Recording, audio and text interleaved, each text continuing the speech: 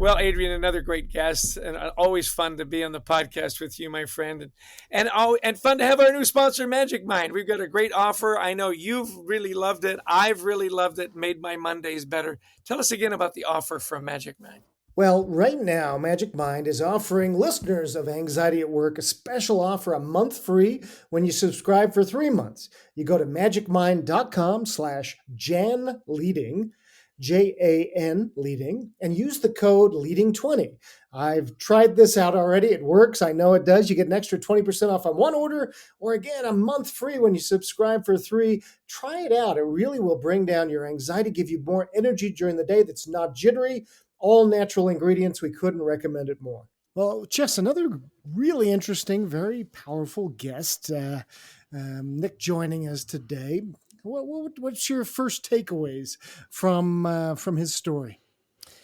You know, my initial takeaway is that when he told a story about how he'd hit rock bottom and how he'd been this, accomplished professional and a good triathlete, and all of a sudden he finds himself on a bar stool, addicted to alcohol and a ruined marriage.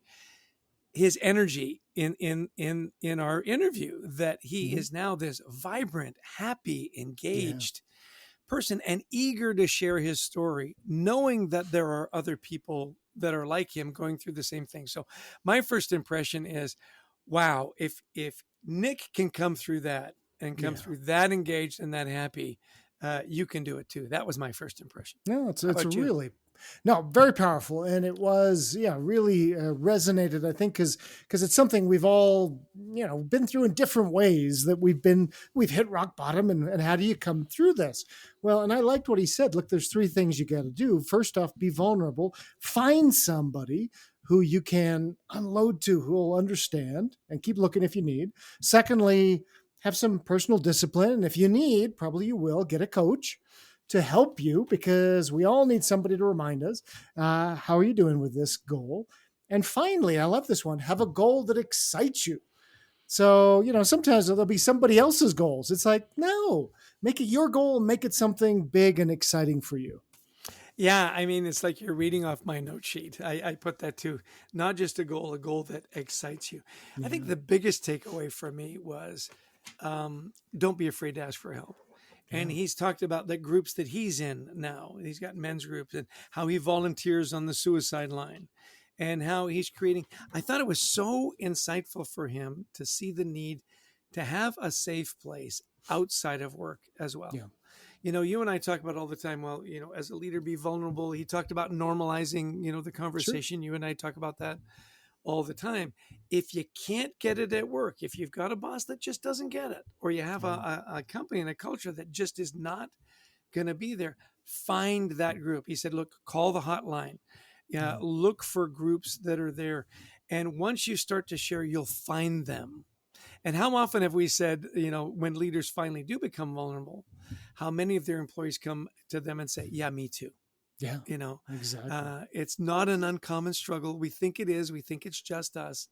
Once you can get to that point of asking for help, he says, things immediately start to get better. I thought that was absolutely lovely. Love that. No, and it was beautiful and really powerful thoughts from our guest today, Nick Johnson. Check him out, check out his work, and we want to thank him for joining us. We want to have a big thanks to our producer, Brent Klein, to Christy Lawrence, who helps us find amazing guests, and to all of you who listened in. If you like the podcast, please share it, tell others about it, download it. That helps us continue to build up our numbers and keep getting great guests.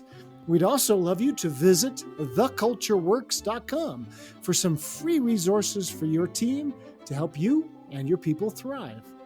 And of course, we love speaking to audiences all over the world, whether it's important, whether it's in person is what I meant to say. Yeah. And also important. Whether it's important. Yeah. Sure. Important. Or virtual. We do both very well on the topics of culture, teamwork, resilience, mental health, and so on. Give us a call. We'd love to talk to your event. And our book, Anxiety at Work, is available on Audible and Amazon.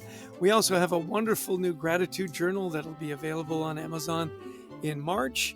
Sign up for it. As we were wrapping up with Nick, he said, we have a gratitude practice in our group.